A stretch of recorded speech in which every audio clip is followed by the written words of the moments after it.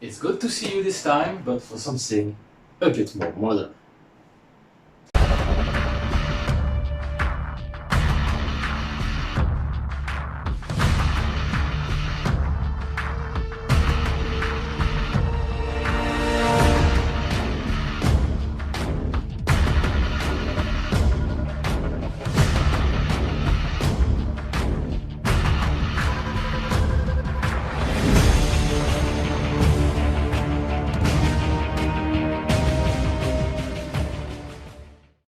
Hello everyone, Anthony here. Welcome to another video. So today, another Boost This PC. So this Boost This PC is a bit more modern, as I said just in the introduction, because we are talking about this computer, a Dell Optiplex 7010. This is not the first generation model, of course. We are seeing at the generation Optiplex something 80 now. So it's starting to become a bit old, but this kind of machine, compared to previous Boost This PC, is not, I want to say, is still performing extremely well. You can still use that as a daily machine, and I want even to say, with the component I will explain a bit later, a budget gaming PC for a kid, for example, or someone who didn't have a lot of money, a lot of budget to buy a new gaming PC. Of course, there is a possibility to make a PC for entry level with $500, for example, but this one could be clearly less expensive, and for beginning with that, it's just fine. You want to take a look of all the components? Let's start it now. So we will get first a look what's inside. So this is the desktop form, not the small form factor, the small form factor one. And here we go. Maybe you cannot see it, it's maybe a bit far in the camera. In this side it's clean, I cleaned out of record. But it was not especially dusty. Just the thermal paste was a bit dry, but not dry. It's dry? Yeah, it's dry. It was a bit dry, but otherwise the computer was fine. Just a bit dust in the fan system. Nothing especially crazy. So as you can see, we have 4 RAM slots. This is a good thing. Make a really good update on it. This is a computer where it can support, I think, 32 gigs of RAM, but for a computer of this age it's absolutely not necessary. But we can do something pretty good, like 16 gigs of RAM. It will be the first upgrade, the RAM. For the hard disk drive, it's a 1 GB one. I've disconnected, but the bay is fine, because as you can see, I will show you this part. You have a way to put screws and a small 2.5-inch hard disk drive or an SSD. I've already have the screws. You put that in there, in the power tool for sure, and you have a dual disk SSD for system, hard disk drive for the data. This is the original one of 1 gig. I'm a bit surprised because the date seems to not correspond, so maybe it was changed, I don't know, but we don't care. I will put, because I've changed my main hard disk drive for 4 TB, I will put my 2 TB for this computer. You can handle lots of games with 2 TB. So, this is the second part of the upgrade. SSD for system, 2 TB SSD drive for games. And the third part, the graphics card. It was extremely hard to find one. I've got it for not that bad price for the moment, because the price has raised up extremely high for almost every GPUs. I've got this 1050 Ti low profile, because we need a low profile graphics card, and it's even harder to find one, at least at a good price. So an occasion, not a new one, perfect. this is the perfect way to upgrade this computer. And I'm pretty sure this time you want to see it. I won't wait here for that.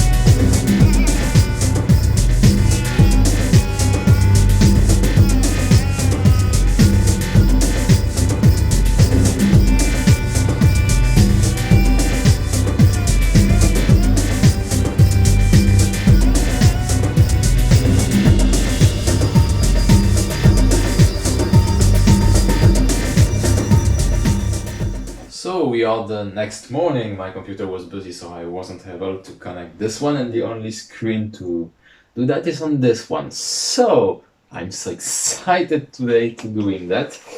The thing I must do is remove my computer to install this one. Let's go.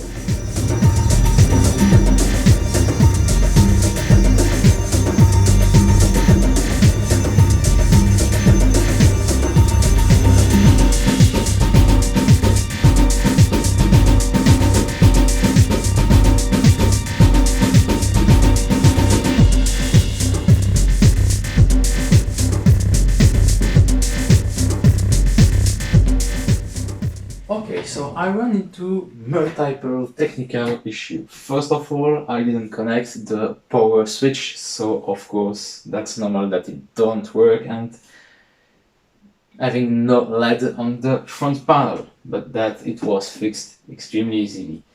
Second part, because nothing was appearing on the screen, I was thinking about the BIOS problem due to the upgrade. Okay.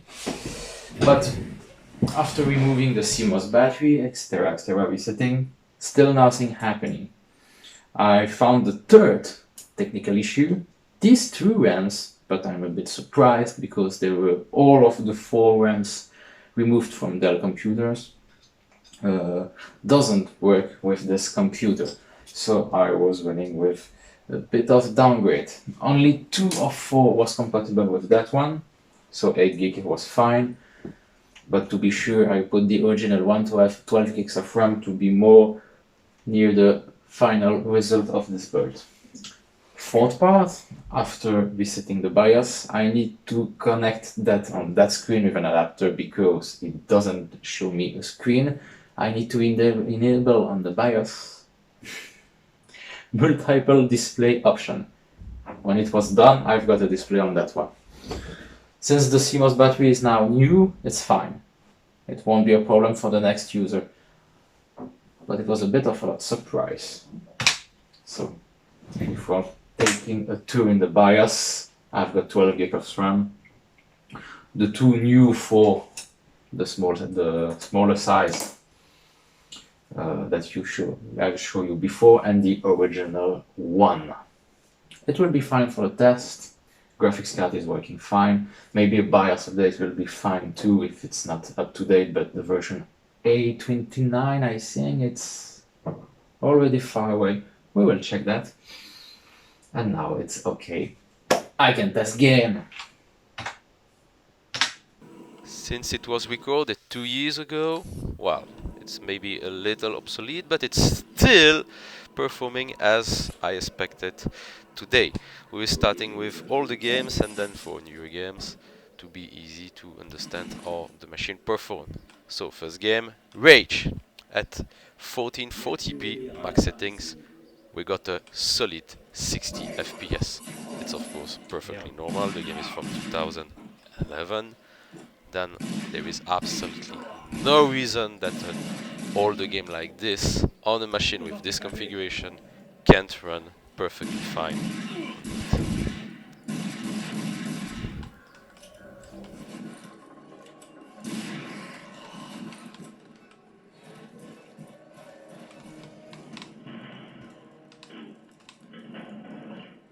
Wolfenstein Secret.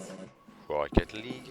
Of course, a game like this, even with an older version and the older seasons, didn't evolve much. 1440p max settings, average 71 FPS. Nothing to say.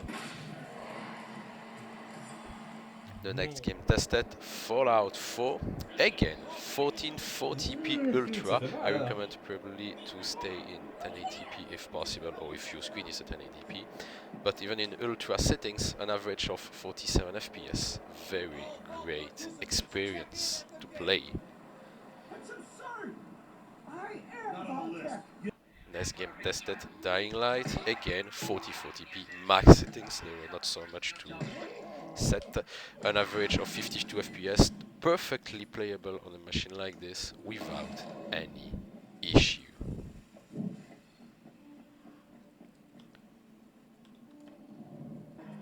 Dirt 4, 4040p in medium settings to experiment a bit more frames per second.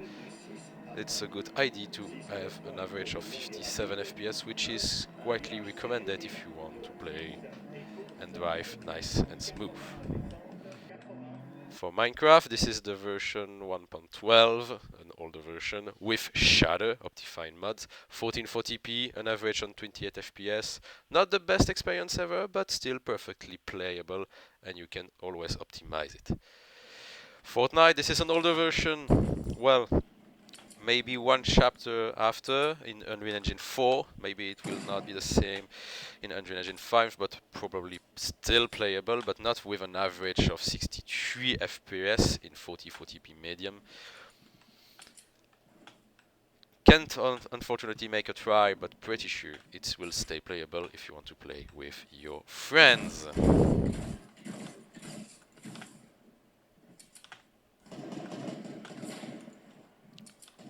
Metro Exodus 4040p runs fine on this machine. It's a well optimized game. In medium preset, we've got a solid average of 44 FPS, which is absolutely fine to play this game with a very good experience and no issue at all.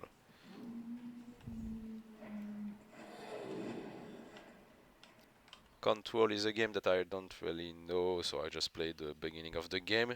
We are in the low preset. Game are still becoming extremely modern, so it's normal that we have to lower the preset. But with a low preset on 4040p again, an average above 30 FPS, we have an average of 35, so it's totally playable with a good experience. And the last game tested, the only one in 1080p because I have bugs in 4040p, and the average will be below 30 FPS. In 1080p low, of course without RTX, we've got an average of 32 FPS. Maybe not the best experience to play, but if you want to try it, it's without any issue on a machine like this. Well, I let the computer make its update of Windows. Well, to make a summary about this computer. As you see, almost every game runs just fine, except maybe for Cyberpunk, which is a bit limited. But even Control, modern game, just fine. So this is a very well performing machine.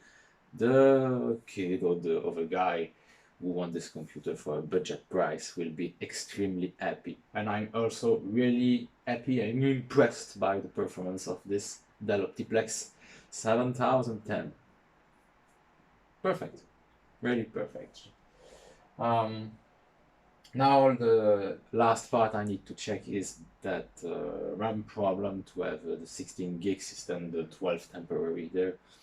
After that 8 gigs could be fine for sure, but it's better if you can have more RAM and use the full capacity of this computer, because it will have its second life and I'm not sure it will have a third one. Maybe some people who would say that I can upgrade it to an i7. Yes and no.